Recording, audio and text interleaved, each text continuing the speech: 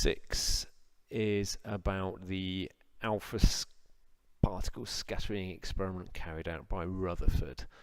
Okay, so we have got here a diagram representing that. So we've got the nucleus of one of the gold atoms that was in the gold leaf, and we've got the alpha particles that are being fired at the gold leaf, and we can see the paths being taken by those different alpha particles. Okay, so in the first part of the question we need to explain how the paths of these alpha particles were used to develop the nuclear model of the atom. Okay, so what we can see from the diagram is that most of the alpha particles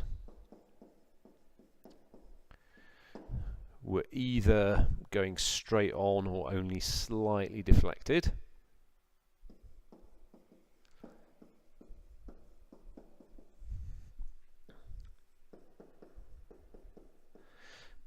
Now that information tells us that therefore most of the atom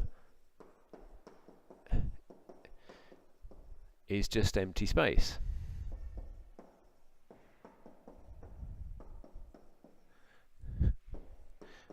Whereas previous to that, with our plum pudding model, people were thinking there was positive charge spread out through the whole of the atom. Because the alpha particles are also positive and they're not being deflected, or they're only being deflected slightly, this showed us that most of the atom is just empty space. However, there are very few alpha particles which are being scattered through large angles.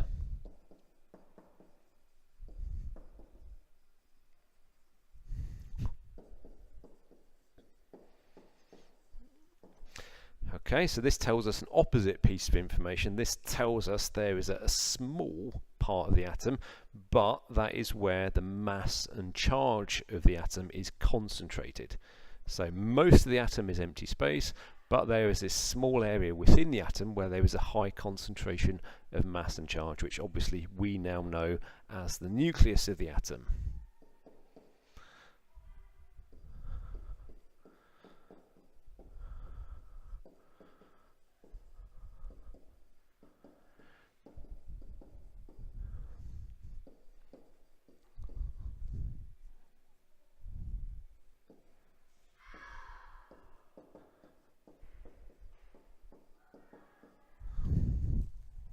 So that explains how we got to the nuclear model from those observations carried out by Rutherford.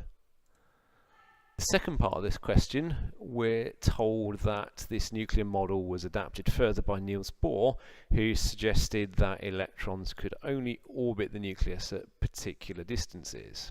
Okay, what we've got to do in this question is to explain how the distance at which an electron orbits the nucleus can be changed.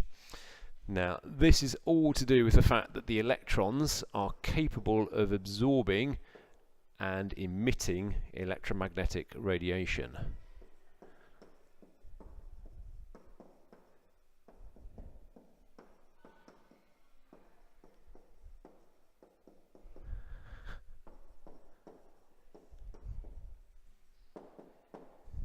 Okay, so if an electron absorbs, it gains energy, which will enable it to move to a higher orbit or to a higher energy level.